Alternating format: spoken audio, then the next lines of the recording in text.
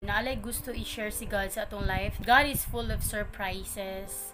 Kabalo ba mo ana nga ang Ginoo full of surprises kayo ang Ginoo. Kana ganing ma-shock ka sa iyahang gipang buhat sa imong kinabuhi. Makaingon jud ka nga grabe jud kaayo siya ka powerful ba. Amazing kaayo si God kay everyday naa siya ginabuhat nga mga surprises sa imong life.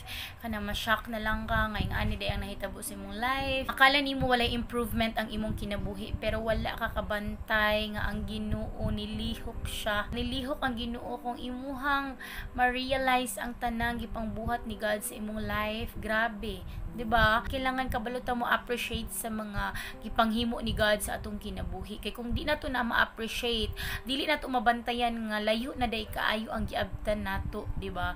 Layo na day kaayo, naa na day gibuhat nga mga improvement, naa na day progress ang imong life. Naa na progress ang imong life. Wa lang ka kabantay kay tungod naka-focus ka sa imuhang goal nga mao gyud na imuhang gusto mahitabo.